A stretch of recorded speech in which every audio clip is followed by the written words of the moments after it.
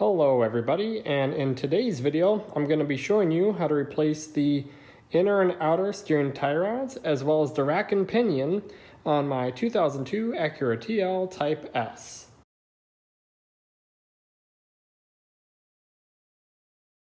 And this video will also apply to the 1998 to 2003 TLs, CLs, and Honda Accords, as the torque specs are all pretty much the exact same. Some common reasons that you would want to replace the inner and outer steering tie rods would be the fact that your car just simply isn't driving straight. Over time, these ball bearings can get loose and they can cause your vehicle to not have a proper alignment, as well as there's a little ball joint in here as well, and that can sometimes get loose, not very common, but that could also potentially cause your steering to not be straight even if you get an alignment. Some reasons that you'd want to replace this center rack and pinion most likely would be due to leaking power steering fluid. And there are a couple places that could potentially leak from, mainly being these power steering lines. There's a connection point there and there, as well as here and here and there and there. Sometimes these points can just simply get rusted out, in which case you might not even have to replace the rack and pinion. You might just need to replace the line. As you can see, they can just kind of get a little rusted and corroded over time. But otherwise, there are seals at the end here that can also go bad over time, since it's a very high pressure system. And you might not notice it right away because these boots are sealed pretty tightly, and what will happen is they'll just simply fill up with fluid and it won't leak out and you won't notice for a while. So if your power steering fluid reservoir is low and you don't see any leaks, there's a good chance that you've got bad seals, in which case what you would do to figure that out is simply pull the boot back, or I shouldn't say simply, but you can pull the boot back, or otherwise people also poke a hole in the boot, and if there's oil in there, you've got a bad rack and pinion seal, in which case it's not really something that you can fix because it requires a lot of labor to take these apart and replace those seals. So the easier solution is, believe it or not, to replace the whole rack and pinion. Another reason to replace that rack and pinion would be loose steering. So if you've ever driven in a vehicle where you can wiggle the steering wheel like that, but there's no actual feedback as far as the car turning left and right, odds are you've got a bad rack and pinion, because those gears over time can get worn down, and eventually, if it gets really bad, they can start to make grinding noises as you start to turn the steering wheel, in which case you'll need to replace the entire rack and pinion in that situation as well. And you can simply check this ball joint by giving it a good wiggle, see if there's any loose play, and even after 347,000 miles, it's pretty solid. You can also take a look at the boot, inspect for any damage, make sure it's not cracked or dry or anything like that. And again, mine's looking pretty good, except for the fact that it's completely bent. Now we're going to purchase some parts, and we're going to come to AcuraPartsWarehouse.com. You can also go to HondaPartsNow.com if you're purchasing parts for a Honda. And we're going to enter our vehicle and come to Power Steering Gearbox. And we're going to purchase some components for our inner and outer tie rod. We're going to need one for each side, starting with this rubber stopper. And then here is the inner tie rod, again one for each side. Here is the lock nut, and then here are the outer tie rods. They are different parts, left and right, so make sure you don't get those mixed up if you're purchasing just one of them. And here is the hex nut as well as the cotter pin. Again, you can determine which parts need to be replaced based on a visual inspection. I don't think any of these parts need to be replaced. These can all be reused, starting with this little clip and this rubber boot. And then instead of purchasing a replacement band, I just use a zip tie, as well as that's what a lot of people in the forums do. You can just tighten it down, as you'll see later in the video, and that works just as well. We're also going to need a couple lubricants, the first one being silicone paste. This will be for those rubber exhaust hangers, as well as the rubber sleeve covering the inner tie rod. And then we're also going to need some multi-purpose synthetic grease, and this will be used for lubricating that tie rod as well. We're also going to need some zip ties. Both the ones from Walmart and Harbor Freight are both very good options. They both are very affordable and rank pretty highly in various tests that have been performed on YouTube. Specifically, I used an 11-inch zip tie for holding that boot back in place. Lastly, we're going to go to AutoZone and we're going to rent this inner tie rod tool. It's going to make removing and torquing that inner tie rod down significantly easier. Costs $95 to rent it, and when you return it, you get your money back. And then here's the Rack and Pinion if you're replacing it like I am. They don't really make or remanufacture these anymore, so based on their incredible longevity and the rare occurrence that these go bad, I think it would be a good idea to just instead get a junkyard one as opposed to an aftermarket one. So you can come to carpart.com. You'll just enter in your vehicle and your zip code. I just entered a random zip code in Minneapolis, I think I chose, and you can see there's a bunch of them available, all for under $100, usually in pretty good condition. So you can purchase one there. And then lastly, we're gonna maybe need some exhaust components. It can be up to you based again on a visual inspection, but we're gonna need 2 of these gaskets. These are metal and could be reused, but if you feel like you need to, you can replace them. And then also whether or not these are rusty and you feel like you need to replace them, you're gonna need 6 of these exhaust nuts.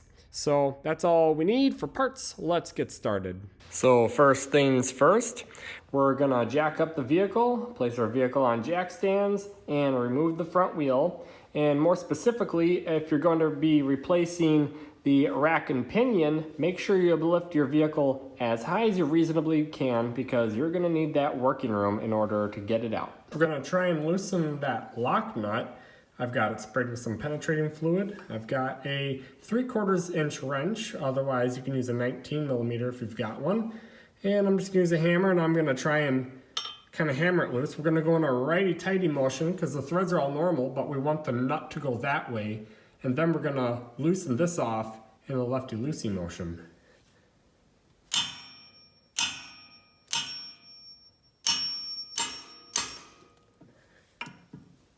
There we go. So in a lot of vehicles, this lock nut can be extremely rusted and difficult to remove, so I kind of came up with a little method that ended up working for me without any heat. So I've got a wrench kind of right here on the outer tie rod, and this is kind of wedged between all the suspension components and whatnot. It's resting on the stabilizer bar right there actually. And then I've got my wrench on the lock nut itself. I've got a jack stand beneath the wrench, and then what I'm gonna do is I'm gonna lower the jack. That's gonna lower the vehicle, and it's gonna turn this nut clockwise in the direction that we wanna go. Make sure you have a jack that has a lot of control and stability, because the last thing you want is for the vehicle to come crashing down. You need this to be steady and controlled. So here we go.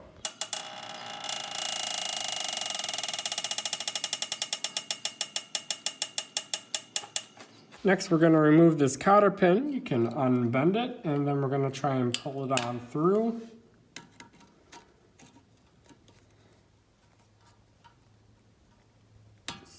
It's really rusted.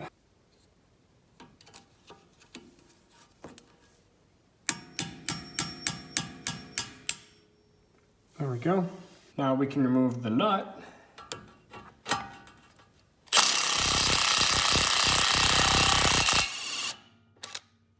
And if you ever get in a situation where the nut and bolt are spinning freely, you can take a pliers, kind of grip the bottom of the tie rod as well as this part of the knuckle here, and then we can use our impact and try to get the rest of the way off.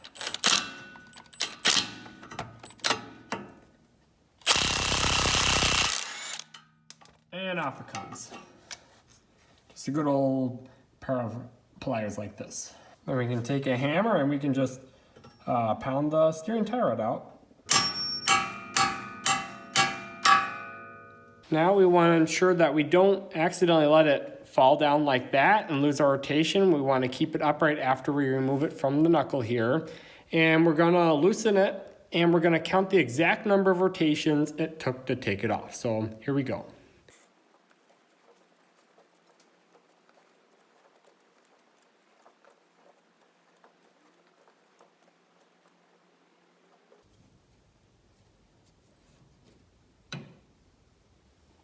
All right, I got about 14 and a half rotations.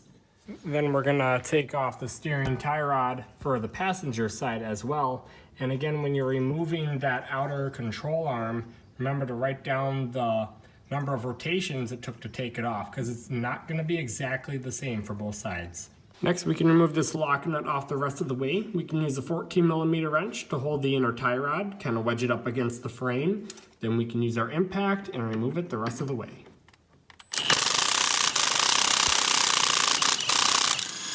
Now we're going to work on removing the boot. We can start by removing this clip at the end here.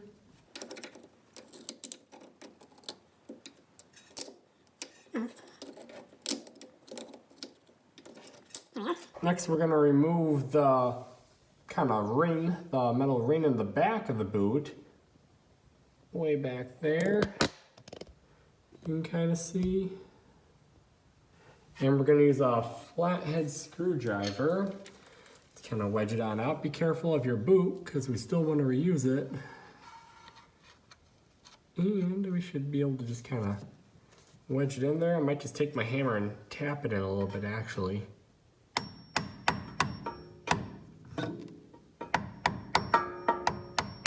Okay, and then I'm going to twist and it should hopefully kind of break free.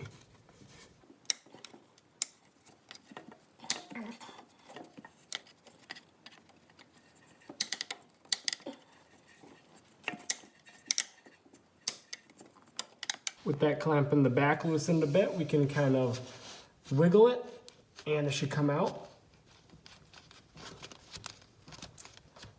There we go. You can see it's nice and loose.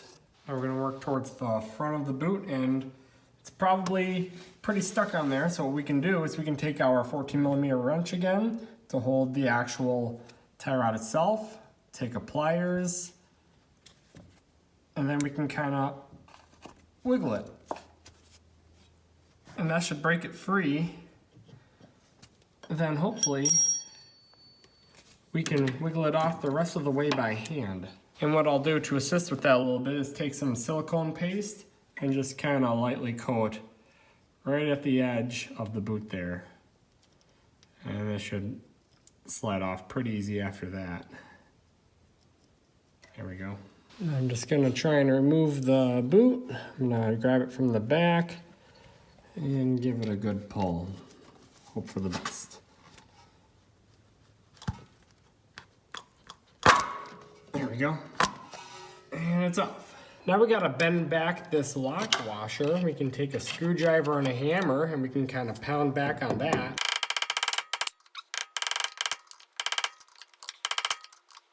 And then we'll do the same thing on the bottom. Now we're going to remove the inner tie rod and we're going to use this inner tie rod tool set. You can rent this from AutoZone and you can see it's got a long rod here. Your ratchet or impact can go in there. And on the other side, you got the tool that fits on this side. And essentially, we'll just have it slide on just like that. The size that fit best for me was 1 1/4. And then we can remove it. So first we'll put the tool on the tie rod, then we'll take the tie rod removal tool, kind of line it up. There we go. And we can lock it in place.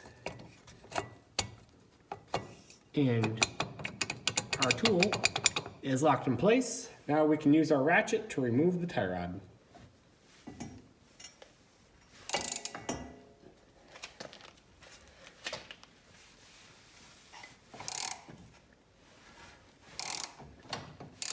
And there we go.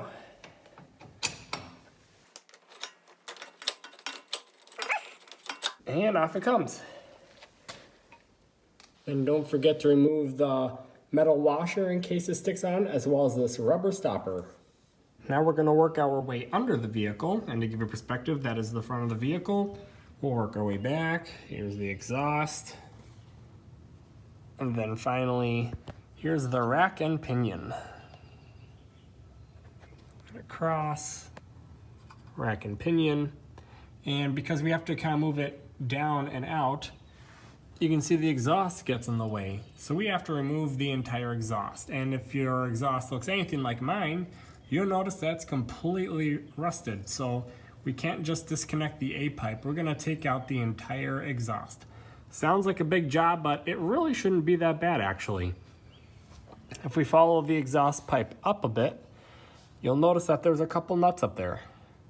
And they're actually not too rusted because they're out of the way of the elements. And there's 3 there. And then we'll follow the exhaust pipe up to the other section. And again, it's just held in by 3 nuts. And they look pretty good to me. So we're gonna start by letting those soak in some penetrating fluid, and we'll remove those. And then the rest of the exhaust is really just held on by a couple hangers, rubber hangers, which are not hard to remove. I've done it before. Awesome, all 6 of those nuts came off very easy. Now we're gonna continue our way back, and we're gonna disconnect these 2 electrical connectors from the oxygen sensors. One up there, and we'll follow the exhaust back a little bit further. And here's the catalytic converter. Here's our other oxygen sensor. Follow this wire back, and there's a connector right there as well. You might actually get a better angle at that one oxygen sensor from the top of the engine bay, and you can see it's right there. With the oxygen sensor connectors removed, we can work our way back a little bit further, and you'll kind of see right behind this little meshy looking part, we got a hanger, and this hanger is connected by these 2 bolts. So we're going to remove those 2 bolts. And before you remove that hanger, I might recommend getting a jack stand and placing it under the front section of the exhaust, so when you do remove the hanger, it doesn't come crashing down on you. Now we're going to separate the exhaust from the hangers, and there's 5 total rubber hangers. So here's the rear muffler on the right side. There's 1 here and 1 here, vice versa on the other side. 1 there and 1 right there. And then if we follow the exhaust forward a little bit, there's 1 more hanger right there.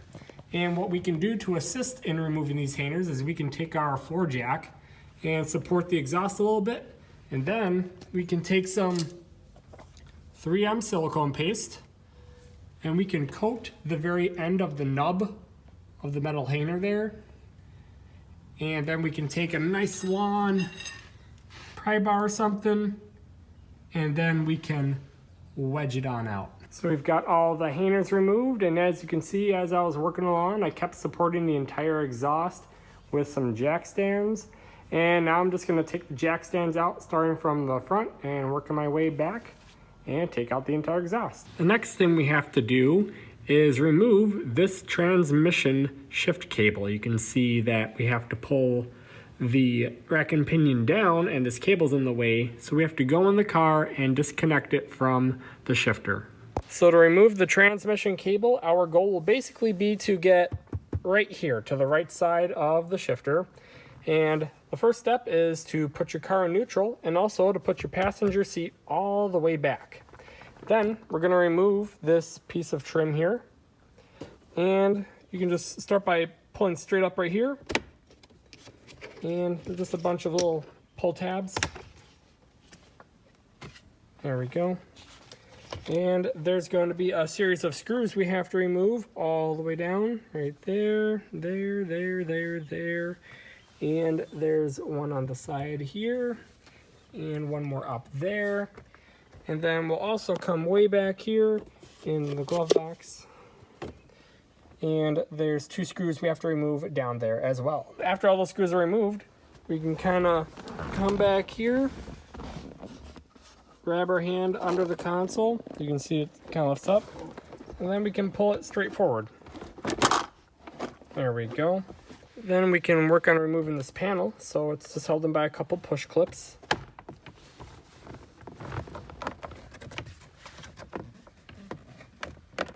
And there we go. Pull straight out. Now we're going to come over to the driver's side, and we're going to take off this fuse panel cover. And here's the piece of trim below the steering wheel, and right up front here there will be a little screw. We'll remove that screw, and then we're gonna remove the panel. Be careful, there's a wire connected to our dimmer switch there, and basically everything just pulls out with pull tabs again. So there we go.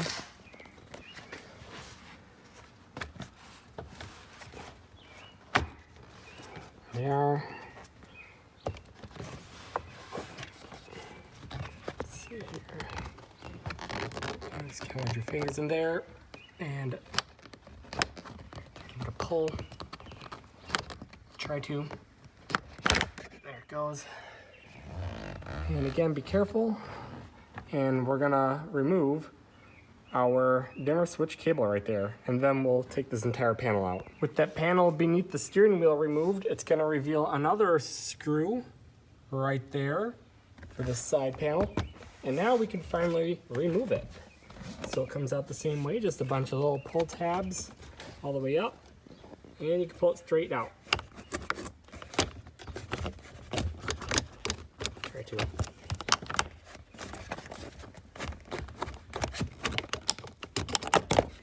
Finally. Now we'll take a flathead screwdriver and pop this little piece of trim off. Like most things, it's just a bunch of little pull tabs all the way around.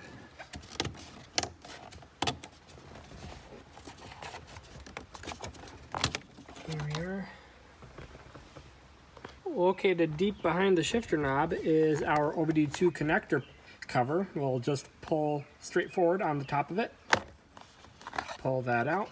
Then to the left and right of the OBD2 port, you'll notice those two shiny screws. We're going to remove those, and I would recommend not dropping them into the pit of death. So what I'm going to do is just stuff it with a piece of paper towel to ensure that nothing falls down in there. That's better. Now we have to work towards removing these heated seat switches. So now we'll kind of grab under the lip here and pull straight up. That's one. Try the other. That's two. With the piece of trim pulled up, that'll give us enough working room on the side to essentially reach under, push up on the heated seat switch. I can't do it with one hand, but it'll basically pop out. And then we can pull the switches out the rest of the way. And we'll remove the electrical connectors on both of the switches. And we can tuck our little wires back down in there. And then we can pull out this piece of trim the rest of the way. If you couldn't remove those two screws to the left and right of the OBD2 port before, now would be a better time to remove them. Just be extra careful again to not drop the screws down there. And we'll come around to the back side, and there's this electrical connector. We'll disconnect that as well. And then finally we can remove this assembly. And finally, we should have an adequate amount of working room to finally reach the transmission cable. And before we start, because it's a very precise cable, I'm gonna take some white paint, painter's pen, and put a ring around that nut so I can line it up exactly where it was before when putting everything back together. Now we have to remove this giant heat shield. You can see it's held in by 4 nuts, one there, and then 2 more way down there. There's one, and there's the other one. And quite frankly, I'm scared to remove these 2 rear bolts because of how rusted they are. So I think I'm gonna give an attempt at just removing the front 2 and maybe just bending the heat shield a little bit just to get access to that grommet. There we go with the heat shield front nuts removed. I'm not gonna force it to bend anymore, but that should give us just enough access room for that grommet back there, as well as we just need to remove that 1 bolt holding this bracket on, and then we can pull the cable through. We are now ready to remove that nut. And again, before you do so, just ensure that your car is in reverse. With the car in reverse, you're not going to be able to take the key out, so I might recommend disconnecting the battery while you're working on this project. Now we need to take this cable holder and we need to churn it about 90 degrees counterclockwise. It's pretty hard to remove, so you might need to take some needle nose pliers. You can grab onto the circular part, and then at the same time, wedge a little flathead screwdriver under that little nub, and you can churn it like that. Churn it 90 degrees, and then pull it straight out. Now we can take a flathead screwdriver and work it under that grommet and take the grommet out. And then we can pull the cable through. Now we're gonna drain the power steering fluid reservoir, and what I like to use is a simple syringe with a piece of clear vinyl tubing attached to the end as a little extension, and then I'll put it in a bottle. Now we're going to remove the feed and return lines for the power steering. You'll see the two lines off to the right-hand side there, or the driver's side of the vehicle, not the other two. And you'll know those are the correct lines because if you follow the high-pressure power steering line, it'll go all the way down and around and lead to right there. And I would highly recommend using a flare nut wrench like this to get it off, so that way you don't strip the nuts. And here's a perspective from the Rack and Pinion outside the vehicle. You'll see these two lines kind of recirculate, but it's these two lines that we need to remove. And I've got the feed line loosened up a little bit to just a slow drip, and I got my pan placed beneath accordingly, and then all that fluid's gonna start really pouring out, so get ready. If we follow that 17 millimeter line, or that silver line, back down a little bit, it eventually connects to this rubber tube, and to get enough clearance for this metal pipe, when we remove the rack and pinion, all you gotta do is disconnect it. And you don't even need to disconnect it all the way, just a couple inches to give yourself some clearance. Next, we're gonna come inside the vehicle. We're gonna come behind the brake pedal, and we're gonna remove this steering joint cover. We got 3 little clips just like this one, and we can just simply turn it by hand counterclockwise, and they'll eventually come out like that. There we go. There's another one there and there. Then we have this little clip right here we can remove. Kinda. There we go. And then we got another clip right here. I got a pick tool. It's gonna try and wedge it under there. And you can kinda pry it out that way. I'll get it off the rest of the way off camera. Then we can just kinda pry it from the back and slowly but surely start to reveal the joint.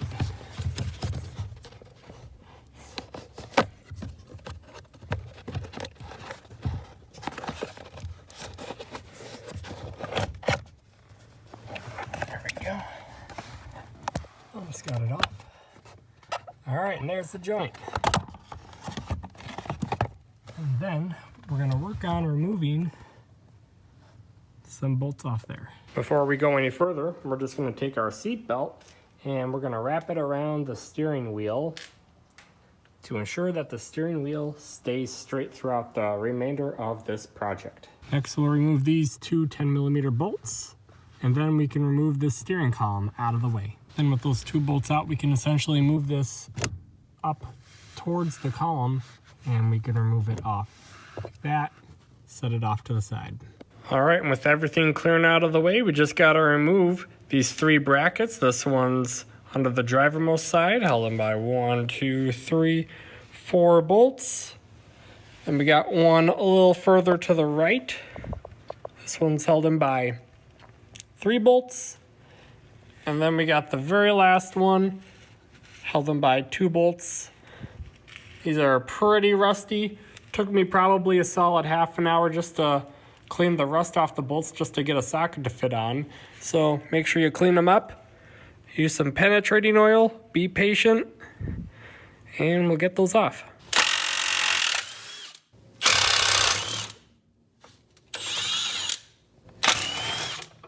Okay, last bolt, we're gonna support it, take it out.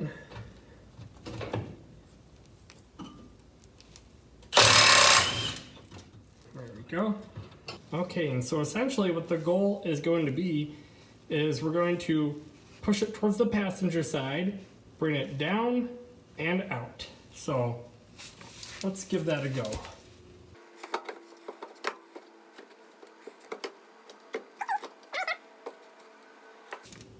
Down and out.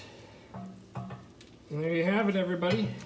Now we can take this rubber sleeve here, pop it off, and we'll just transfer it on over to the new one. And now we're gonna center the steering rod the same as the old one. Assuming that you didn't turn your steering wheel upon removing this, it should be perfectly centered. And you can see we are just past that third tooth. And so we're gonna make it look exactly the same on the new one. You can take this guy, put it on there, and then you can rotate the rack and pinion until we get to that third tooth.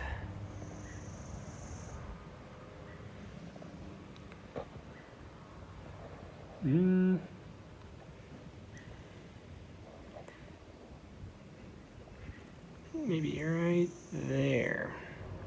See, that looks about the same. Okay. Now we're gonna try and work it back in.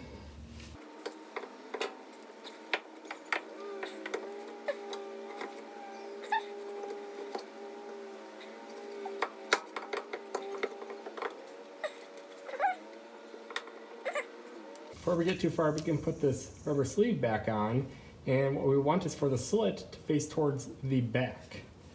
So we can put it on over like this, and we can kind of rotate it, and at least get that in place. Now we're just gonna carefully work it up in place.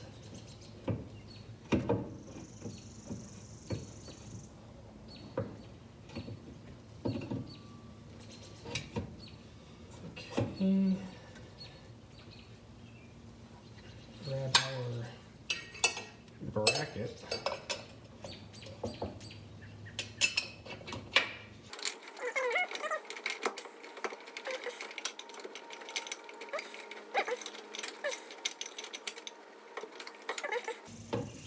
Just give it a light bump at the impact. I don't want to cross the threads or anything. There we go. Okay, it's in place. And we'll just kind of do the same thing with the other bolts. We're just going to loosely install them.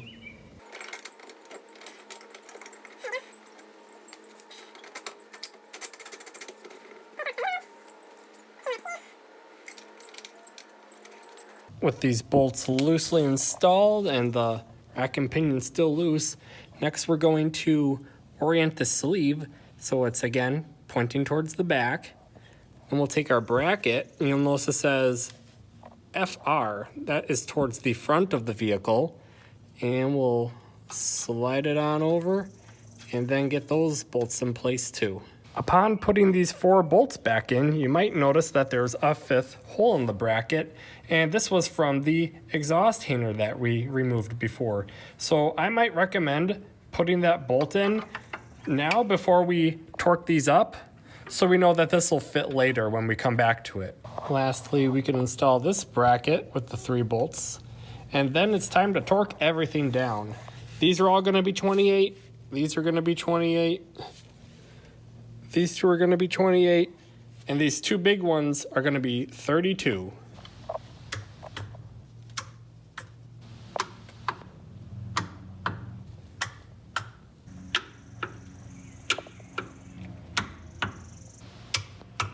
After installing the rack and pinion, I think it might be a good idea to jump ahead a little bit and reattach this universal joint here.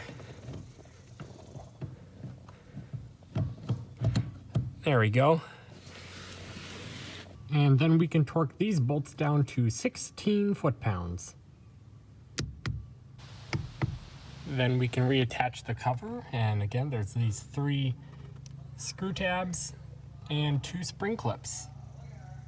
With that joint reconnected to the steering wheel, we can now remove our precautionary seatbelt. We don't need that no more. Okay, now it's time for one of the most difficult parts of this job. We're gonna put those flare nut fittings back in. And it's a pretty hard part because there's a very tight tolerance in the flare nut over the actual pipe itself, so you don't got a lot of wiggle room to work with. And if that pipe isn't straight, the flare nut isn't going to be straight and it's not going to thread in. So this part can take a while. You just gotta mess around with it and just keep trying, and eventually it will go in. You should be able to tighten the threads by hand no problem for at least the first few revolutions. If there's any resistance, you're probably cross-threading and you should back off and try again. Now obviously we can't torque these down with the torque wrench, but to give you perspective, that top bigger 17mm silver line, that one's 21 foot-pounds, and the bottom black high-pressure line, the 14mm, that one's 27 foot-pounds. But just snug them up nice and good. You don't want to over-tighten them either, because worst-case scenario, you strip the threads. It's not necessarily hard to get to. You see, we don't have to remove anything to get to this point. So worst-case scenario, it leaks a couple drops of fluid, and you tighten them some more. So we'll just snug them up and call it good for now. Now we can push that return line back on, tighten up our clamp, and personally I have done this job before where I've removed this high pressure power steering line, and I remember these little clamps were just too difficult to get back in, those little screws. So what I did instead was I just held it down with some zip ties, and that has worked perfectly fine for me over the last few years. Now we can guide that transmission shift cable back through the port, and we'll connect it up top. So to get the transmission cable in position, you'll notice that this big metal piece here rubs up against the air conditioning vent. So what you got to do is kind of bring it in at an angle. So I took a screwdriver, reached deep in there, pulled it off to the left so I could get that angle. And you can see I've currently got it in position where this little crevice goes right here. Now what we need to do is take maybe a small flat head screwdriver and rotate it 90 degrees so that little nub at the bottom right there is facing right, and then we can slide it on in. And then for that final step to get it actually inside, I just used a big flathead screwdriver, pried it in place. Let's pop it in the rest of the way. There we go, and we can push that little nub down so it locks. There we go. Now we're going to reconnect the shifter cable to the shifter, and we're first going to ensure that the car's shifter is still in the reverse position. And then we'll come down here. We'll slide the cable on the bolt, put the nut on, ensure that the bolt lines up with our previous paint marks, and we can torque this nut down to 16 foot-pounds. Of course, there's no way to actually get a torque wrench in there, so just snug it down with your 1/4-inch ratchet. Now we can slide that grommet back in place. If you kind of push the back end portion in first and slide it forward, and then you can kind of work your way around, push in the center, and that'll pop it in place, and then also get that bracket on there too. Now we can reattach the exhaust heat shield, nut there and there, snug them down. Now before we get too far with the gear selector still in reverse, we're just going to turn the power to the car on to make sure it shows up on that gear selector properly. Don't start the car, just turn the power on to level 2. And I see reverse, so we're good. Now we can put this large center console piece back on. Since we have the transmission shifter cable torqued down, we don't have to worry about keeping this in reverse anymore. So you can pull this back a little bit in order to slide this on. Then we can come back here and we can put that electrical connector back in. And then we can come behind the shifter knob and we can put those 2 screws to the left and right of the OBD2 connector back in. Now we can work towards putting our heated seat buttons back in. So we'll start by putting this black piece of trim in loosely. Then we can pull our electrical connectors through the top. We can dig our hand in there to help push them up. We'll attach our heated seat buttons, and then we can push this black piece of trim in. And we can start with the left one. There we go. And then the right one, we need to push it in all the way to get some clearance. And then, that should give us enough working room to hopefully push it in the rest of the way. There it goes. and just push them down. Then we can quickly reinstall a couple pieces of trim. We got this little OBD2 connector. You'll put the thin side towards you, just slide it in and push on top. There we go. And then we got this little piece of trim that goes around the shifter. And then that just clicks in place as well. Now I'll put this piece of driver side trim back on. There's just a push tab right here and about right here you'll have to line up. And then you can put this screw in the bottom. Now we'll put this trim under the steering wheel back in. Again, reconnect your electrical connector for the dimmer and we'll line it up and just kind of push all those tabs in place.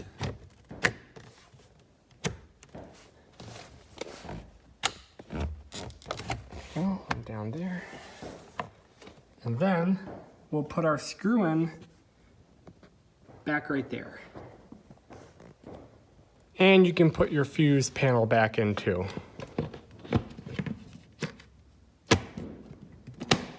Now we can take the other piece of side trim and we can just tuck it up in the corner here. Push it in place. Line up a couple of these side tabs. There we go. Now we can take our center console and we're going to bring it forward. Make sure it goes over these little tabs here for the side pieces of trim. There we go.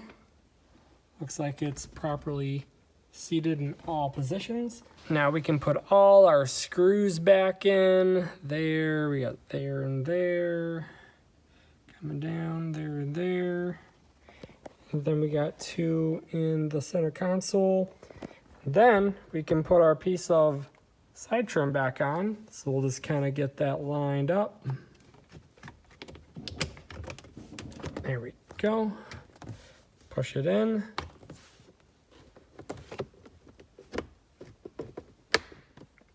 And I think it's in place. All right. And we'll do the same thing for the other side. Now we're gonna put the exhaust back on, and before we do that, we're gonna replace these gaskets. You can just get a flathead screwdriver, kind of pry under it, and it should come out, and we'll put a new one on. Now we can work towards putting the exhaust on those hangers, and I, again, might recommend coating the end of the hanger itself with some silicone so that the rubber hanger part slides on nice and easy. Next, what I'm doing is I'm just slowly lifting up the front of the exhaust, kind of in the middle, and by this A-pipe here, one section at a time, because it wants to bend at this point. So we just gotta do a little bit there, a little bit here, a little bit there, a little bit here. And we're gonna lift the exhaust up until we can get it seated on those 3 bolts.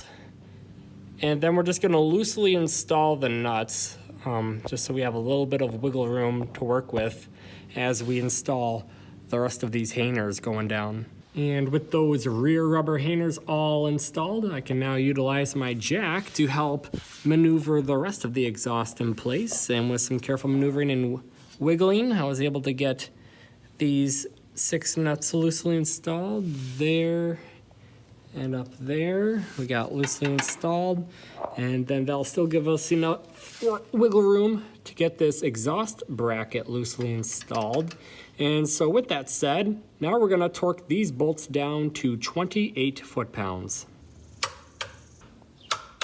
And now we can torque these 6 exhaust nuts down to 40 foot-pounds.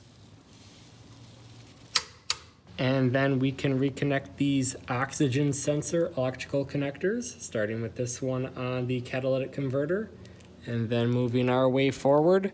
And we also got this one on the A-pipe, way up in there. Now before we put those tie rods back on, and while everything's still taken apart, easily visible and easily accessible, is we're going to fill up the system with power steering fluid. You're gonna need about 2 bottles of Honda power steering fluid, or about 24 ounces is what I've got. And what we're gonna do, since we drained a lot of fluid out, is we're going to fill up our power steering fluid reservoir to the upper fill level mark, and we're gonna start the car for 3 seconds and turn it off.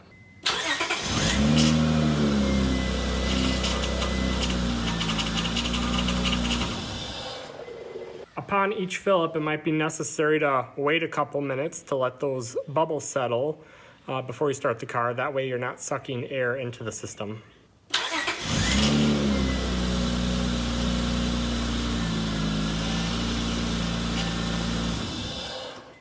Now what we'll do is we'll simply turn the power to the car on, don't start the engine, and what we're going to do is we're going to turn the steering wheel lock to lock about 2 or 3 times.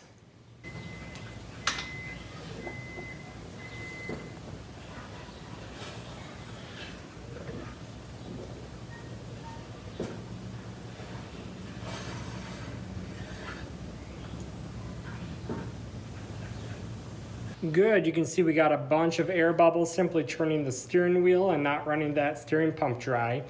So now what we're gonna do is we're gonna fill it up to that upper fill mark. And this time we're gonna start the car, hold the RPMs at 2,000, and we're gonna turn the steering wheel lock to lock 3 times. Here we go.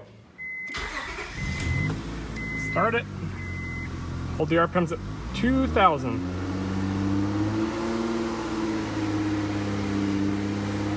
We're going to turn the wheel multiple times.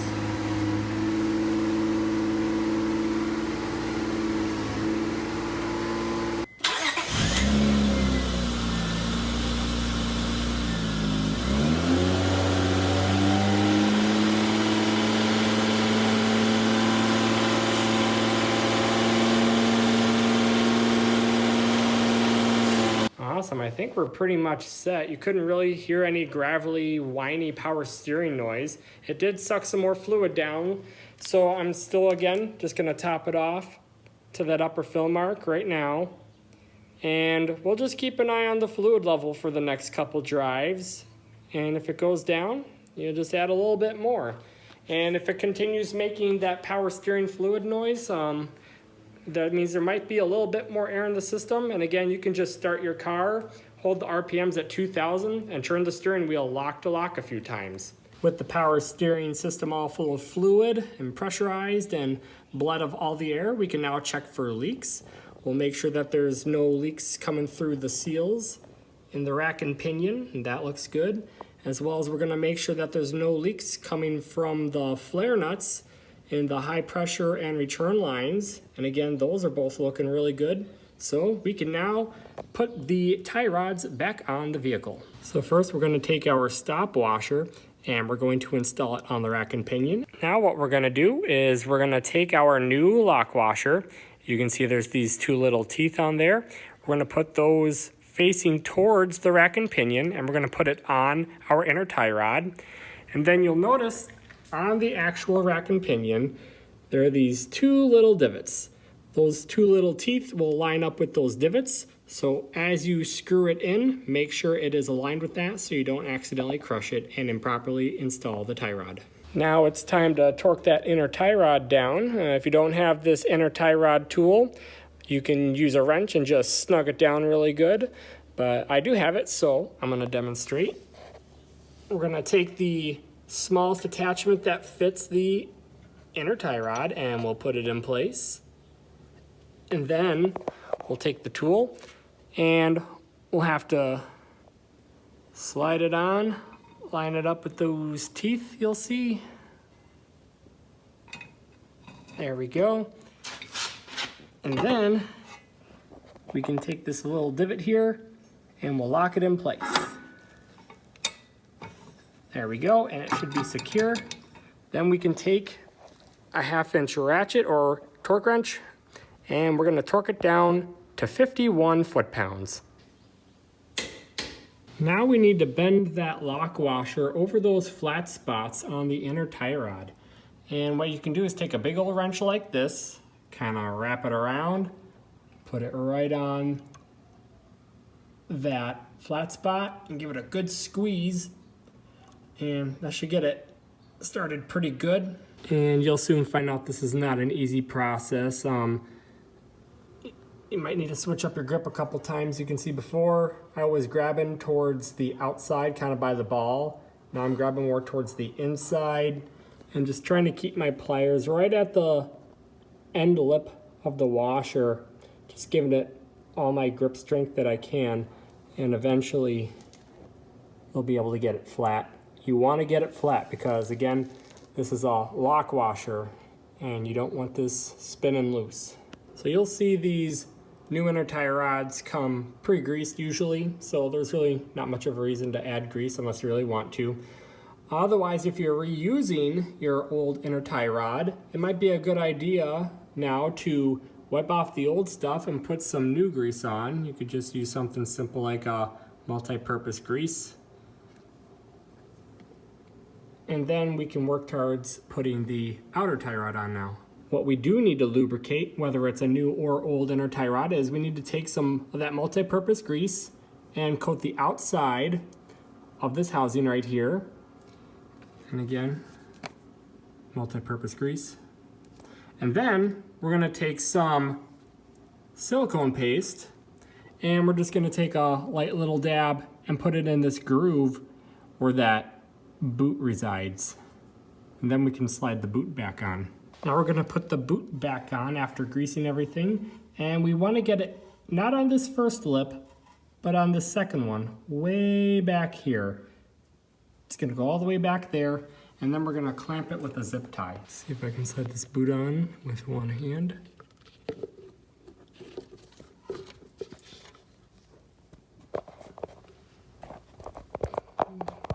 Kinda hard to get a camera angle.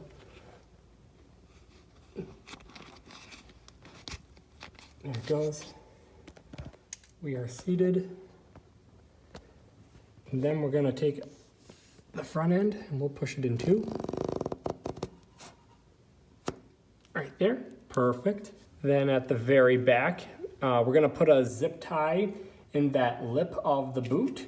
And what you can do to really tighten it is you can take your needle nose pliers, you can grab right at the base of the zip tie, and you can twist it, and that'll really tighten it nice and tight. It won't go anywhere. Now we can clip that excess. And then don't forget the little spring clip, which goes over the other end of the boot. There we go. And we can thread on the lock nut before we put the outer tie rod on. Now we're gonna put that outer tie rod back on, and do you all remember way at the beginning of the video, we counted the number of rotations it took to remove the tie rod. In my case, it took 14 and a half churns. Very specifically right now, we're gonna focus on that half churn. So what we want is when we remove this tie rod, we want it to come off at the half churn. So it should come off when I rotate it right here. It should come off when it points down. So let's see where we're at. So right now we'd be at 3/4 of a turn. 1 full turn. Okay, so we're at about maybe just under a 1/4 turn. So now what we're gonna do is we're gonna take a 14mm wrench. We'll grab it here and we're gonna rotate it just enough so that when we do remove the tie rod, it'll come off when it's pointing down. So we're gonna rotate about 1/4 of a turn. Let's do that now.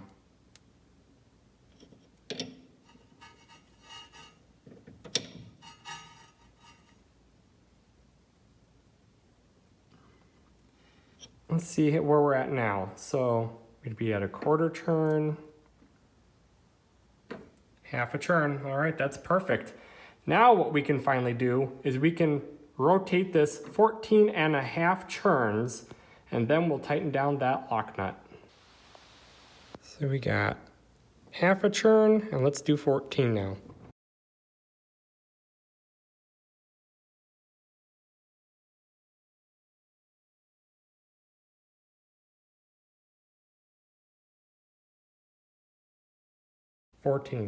Now we're gonna need an alignment regardless, but since we're gonna need to drive the vehicle, the goal here is to at least try and get the car to drive as straight as possible.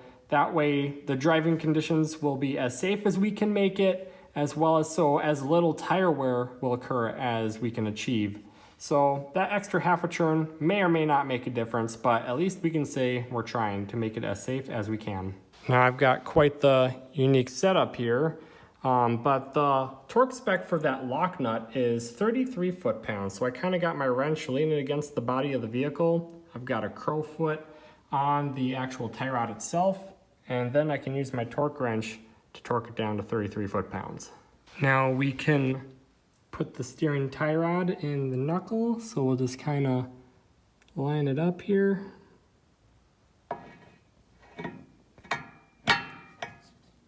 Push it on through.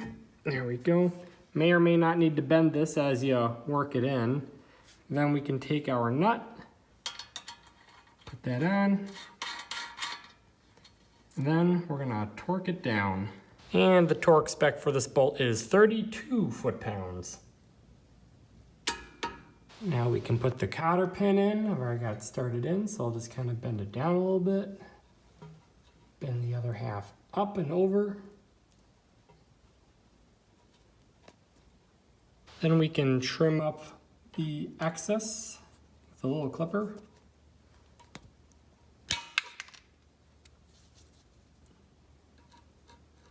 Get it right about there. Then we can maybe take a screwdriver, kind of tap it down in place. There we go. And that should be good. And there we have it, everybody. We are all finished replacing that rack and pinion and those steering tie rods. It was quite the big job, a lot of steps involved, but we got it done. It goes to show with a little effort, you can do it too. So as always, I just want to say thank you so much for watching. And if you found this video helpful and insightful, why don't you go ahead and give the video a like and consider subscribing as well. We're going to find a bunch of other videos just like this one showing you how to repair your car. Also check out the description. There's going to be a lot more information down there, as well as timestamps to better navigate through the video, links to parts, torque specs, etc. And as always, thank you so much for watching. Have a great day and take care.